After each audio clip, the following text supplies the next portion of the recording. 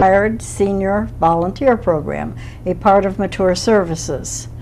A kaleidoscope, according to the dictionary, offers a constantly changing group of bright objects. This is what we hope to achieve with these programs, highlighting interesting organizations, activities, and people in our viewing area. After these messages, we'll be right back to meet our guests. RSVP of Summit County has been making a difference in our community since 1972. RSVP volunteers are increasing the quality of life by participating in programs and organizations that provide important services to the community. RSVP matches personal interests and skills with opportunities to serve. If you're interested in adding more meaning to your life and improving the lives of others, please call 330-253-4597 extension 166. Our guests today are Michael Schauer and Rena Baker, who are teachers at Hillcrest School in the Revere School District. They are the creators of The Great Adventure for their third grade students. Welcome to our program. Thank you for having me. I would like to know who started this brilliant idea. Who's responsible for this? Huh? Yes. I think it was just a joint effort. My first year teaching, looking at the curriculum, I knew I had to teach local history and wasn't really quite sure how to go about that because they don't have a textbook on local history. So just kind of branched out a little. But when Michael came in, he had quite an extensive background the next year on local history. Let me talk about that. Well, a lot of it was personal. My great-grandfather, my great-great-grandfather was the superintendent at Glendale Cemetery for 24 years, from 1880 to 1904. And so as a child, my family would, my mom and dad, after church on Sundays, would take us down to Glendale Cemetery and just explore. And we always wondered why we kept going to a cemetery after church on Sunday. But we learned a lot about family history there. My great-grandmother, who was his daughter, she was a professor of art at the University of Akron. And she lived there with him and her mother. And and I was fairly close to her when I was young, before she passed away. But just the local history flavor connected to my family, I think, is what really piqued my interest. Well, lucky for those children, indeed. Well, tell us about The Great Adventure. What is involved? Well, the students are asked to consider visiting as many of 9 sites that we identify in the area with their families and friends. So we give them the 9 sites and maps and directions and background on the sites, and then they go on their own to visit the sites. At each site, we require that only that they get their picture taken at the site as visual proof that they have been there. That at the end of the program, and as they go through the program, they're acquiring those pictures, and then they're building a photo album, a history album that they can keep forever, or add to it if they go to additional sites later on. They put those pictures in the photo album, and also they add original artwork, pamphlets, things that they accumulate along the way at each site. And they also write a summary of their experiences at the end, which is really nice. It's very insightful to see what their perspective of their adventure was. One of our favorite parts is that at 4 of the sites, we do meet them there. We meet them on a Saturday for 4 of the visits. And so they get to see us, and we get to see all of them, and all of their friends are there at the same site at the same time. And so that makes it a lot of fun for them. Oh, so they get to make new friends more closely. Yes, and they of course, do the parents participate then, so you get to meet the parents? Yes. when they transport them? Yes, very much so. It's a nice informal time. It's not a parent-teacher conference. It's just a very nice, relaxed atmosphere and a way to talk to parents and get to know the families and see the families interact together. It's a really nice experience. What do the parents say about the project? Well, I think the parents are some of them are overwhelmed with it as far as the amount of time that they spend with their kids and taking them to all the sites. Because the kids are so motivated by this that they go home in turn and they motivate their parents, you know, that they really want to go to all 9 sites because there's kind of a reward system built in that we'll talk about. But the general response of the parents is that most of them tell us that they haven't been to most of these sites. And a lot of them are transfer situations where they come in with new jobs into the area, and they're not from this area originally. So they're not familiar with Stan Hewitt, they're not familiar with Glendale Cemetery, they're not familiar with any of the other local sites. So it's an education for them as well. And many times parents will even give us information that they have had. I mean, frequently a parent will say, well, did you know this, or did you know about this? And it's always wonderful when that happens, that exchange of information. Generally, do you have mostly parents who grew up in the area, or are they mostly people who've moved from other parts of the country? Or is it half and half? I would say a combination. Yeah. Very And even the ones that lived in this area, they may have grown up in the Richfield area, and they're not as familiar with Akron history. So that's very true. Yeah, I found that to be true in my experience with people Right. too. Well, how did you select the 9 sites? I think our first intent was to try to span history, try to go back as early as we could with valid identifiable sites. So our earliest site is Fort Island, and although there is some debate as to its actual impact historically, it is still our earliest site. And then just building on through time. We give, as part of the information we give them, we do give them a timeline that shows when each of the sites was important. The development of Akron is also important in our sites, the focus on the canals and things like that to show how Akron was founded and grew. And I think the culminating site that we really like to tie in is Glendale Cemetery, because it ties in a lot of the other sites, like Summit County Historical Society, the Perkins Mansion, and Stan Hewitt. That those families are buried in Glendale, so that automatically becomes part of that trip. And since it's towards the end, the kids are excited because once they get there, you wouldn't think third graders would be excited about going through a cemetery, but they are, because they come upon the family plot of the Perkins family, and they already have that background. They've been through the Perkins mansion, so it becomes more alive to them that way. And also, I like to tie in my family history there and tell them stories about, when my great-grandmother lived there, and stories like when she lived in that house, in the caretaker's house, she would start to date young gentlemen, and in an age, when young ladies do that back then, and but she would tell them that they had to come through the cemetery at night in order to pick them up in the carriage, and if they weren't willing to do that, then she wouldn't go out with them. So they had to pass a test of courage and bravery, I think. And I think that's something that's really important, is that's what history is, stories.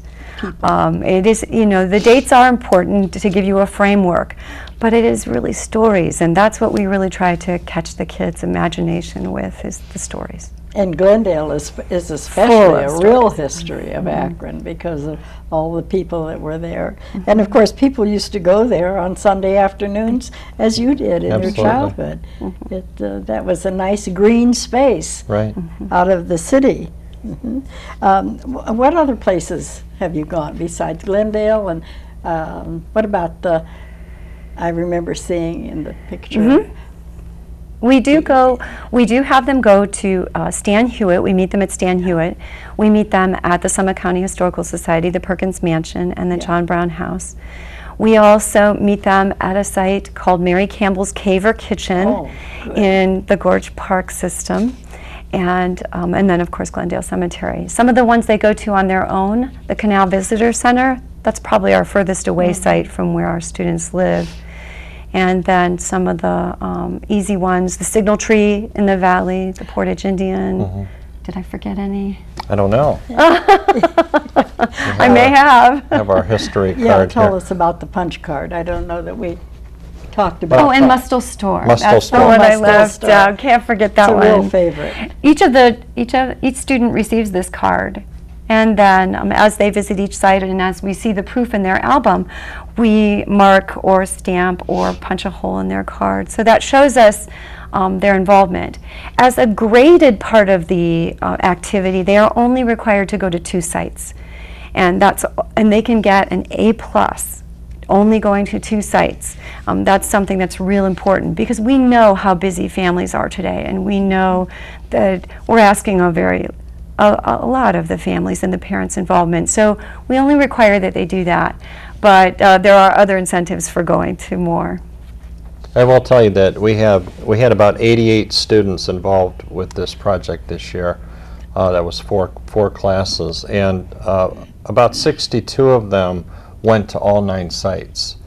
And some of the That's a other ones they good missed, percentage. maybe they missed 1 site or 2 sites. So in total, individual trips to all of these sites came to about 650 visits. So these people at these 9 sites really get to know, and plus we've been doing it for 19 years, so they look forward to seeing Hillcrest and Revere coming because they expect it now. So. Yeah. That is an amazing percentage, really. It is. It really indicates the interest that they developed in the history of Akron, and hopefully history as a topic too, that that's will the- carry over through their school years. Right. And that's the other thing is that when the kids reach a certain age, middle school, high school, they've done surveys, and history is one of their least favorite subjects because they have this connotation that it's just a study about dead people. And that's all it is. And so what our idea was to catch them at an early age and to get them involved and interested in history, as Rena said, that it's a accumulation of stories, and to get them interested in it at a very young age. So. Well, you've certainly done a fine job of that. Let's look at some of the materials there in the scrapbook. That's very, very interesting. Sure. As we mentioned before, each of the students, they compiled their pictures in a scrapbook and a photo album. And this photo album belongs to a student, John, from my classroom. John Lauderyoung, yes. He was so proud What's his when I name? asked him. John Lauderyoung. Oh, okay. Future star, I'm Future sure. star, historian. Yes, I know he'll make his mark in history. I have just no thought he'd doubt. like to hear his name maybe He will, 2 or 3 yeah, more times. at least. And this just shows how they visit the different sites and have their pictures in it. That's amazing. And then at the end, Oh, tell me, what did sure. they think about Mary Campbell's Cave? That's such an interesting story. we do read the story, Song of Courage, Song of Freedom, written by the local author, Marilyn Seguin. So we do read that story to them. So they are very excited about Tell our being. viewers briefly about that, because that's a story that a lot of people don't know about Mary Campbell's Cave. Well, the interesting thing, going back to Marilyn Seguin, she teaches English at Kent State University, and she moved into a house in Cuyahoga Falls, and her backyard drops off down into the gorge. Yeah. And so she found out from her real estate agent that her backyard was an Indian village, and when they were constructing the Indian village, they needed a temporary shelter. So right below there's a big overhang.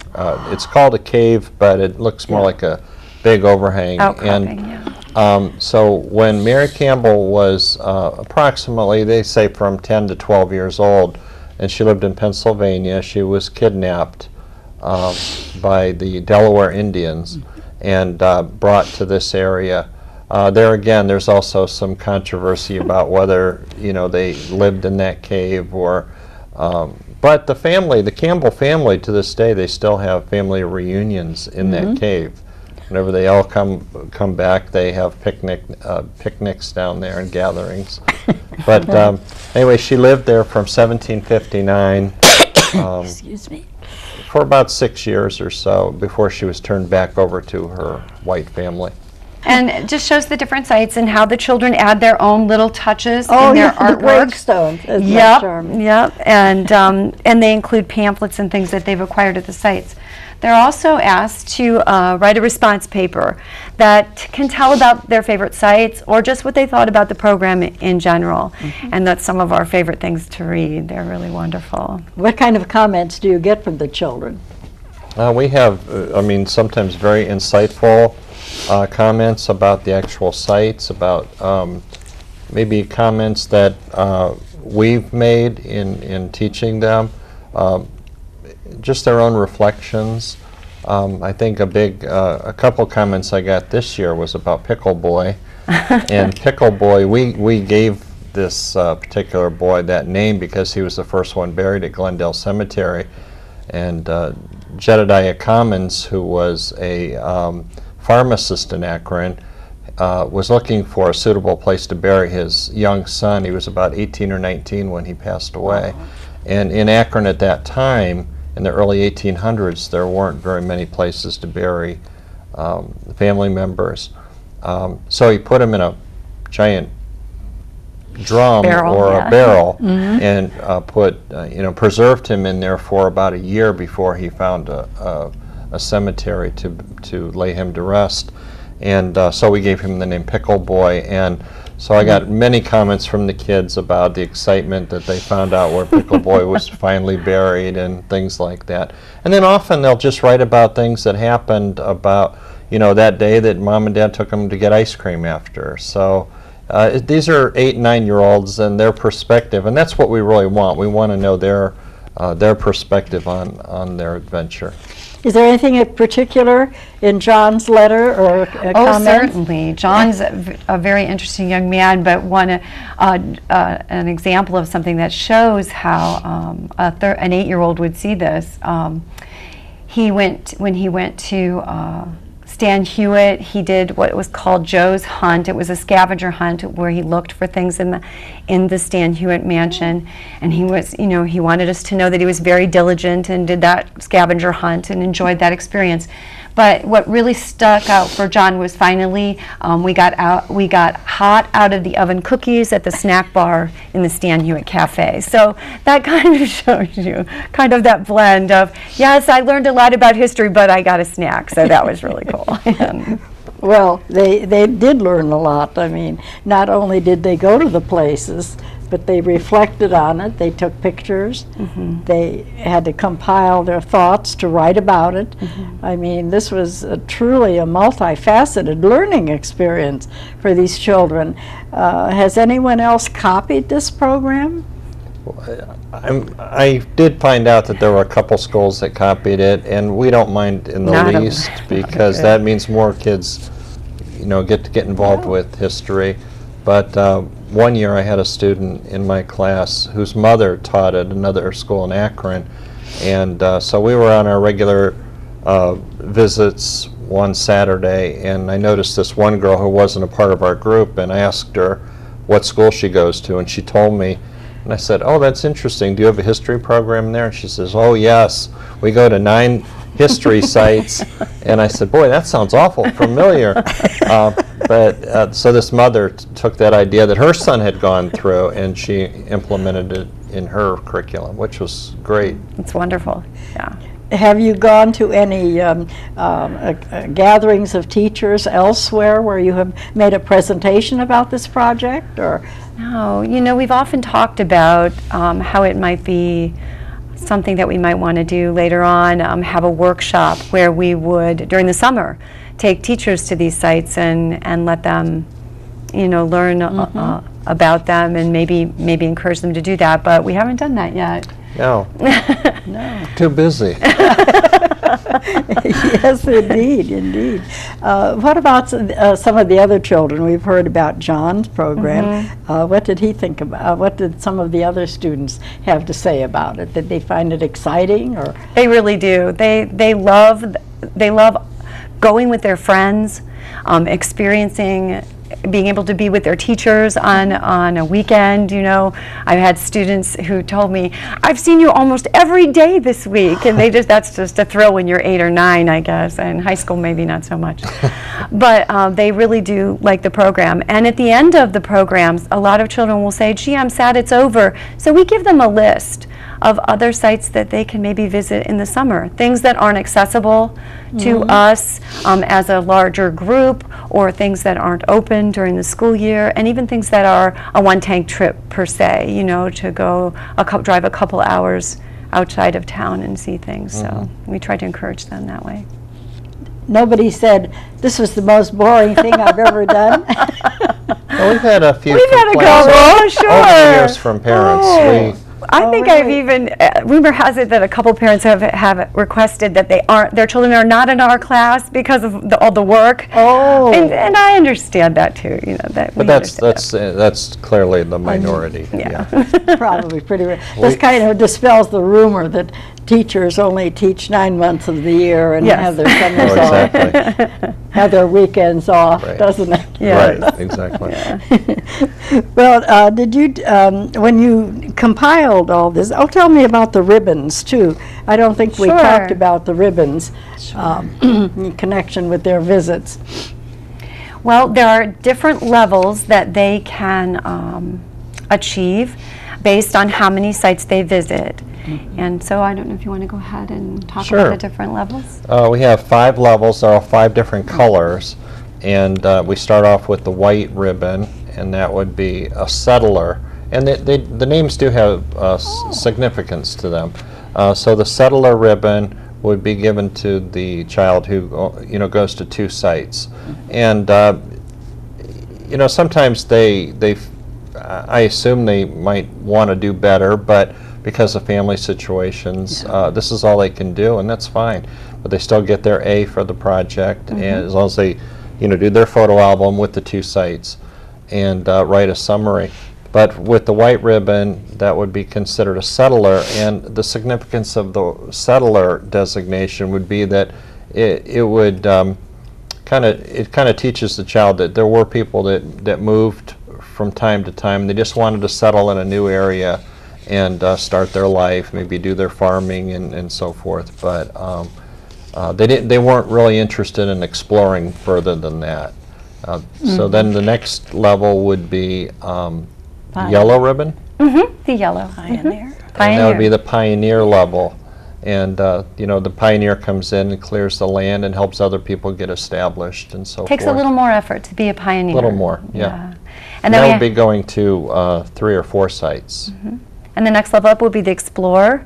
And not only do they go somewhere new, but they actually are one of the first people to go there and explore something. And so it takes a little bit more risk, a little bit more sense of adventure, and a little bit more effort. So it just shows And how... that's the green ribbon, and that's 5 or 6 sites. And then you move up to the 7 or 8 sites, and that's the red ribbon. The red ribbon, yeah. That's the discover ribbon, that they've actually discovered something new and reported back to others. And then finally, the blue ribbon is going to all 9 sites, and that is the Master Discoverer ribbon. And they really want to get that blue ribbon. They really want to get They that. really do. Everybody wants the blue They ribbon. do. Yeah, How many blue ribbons were there in your group? Oh, my goodness, over 60.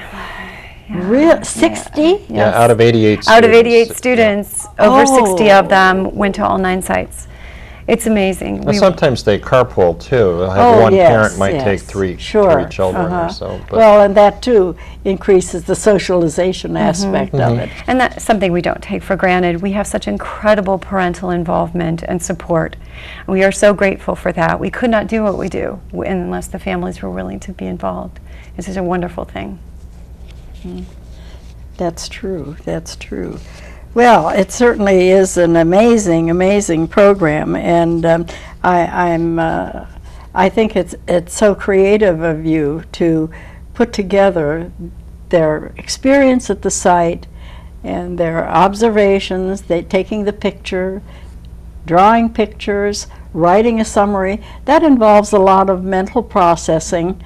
That involves a lot of learning for children, and very few projects in school involve that kind of thing.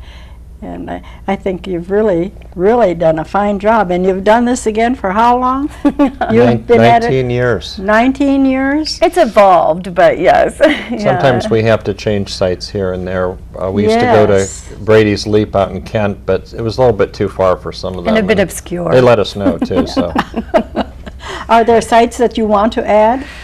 Oh gosh, yeah. We tried to get into Goodyear, Oh, into the yes, facility at Goodyear, but they just weren't open during the weekend, the and so times. things like that, right? Yeah. And we wanted to. We've talked about incorporating something with the railroad, just trying to show that development. So yeah, there are other ones that we've considered and may still consider in the future. Well, really, thank you so much for coming, and I'm sure all the parents out there are wishing that you're the teachers for their own children. Thank you. Thank you. And thank you for watching today's view through our kaleidoscope. We hope you enjoyed it and that you will remember our sponsor, RSVP, part of Mature Services. RSVP offers adults age 55 and over volunteer opportunities in the local community. For more information about RSVP, call the number on the screen. This is Margaret Olds saying goodbye for now.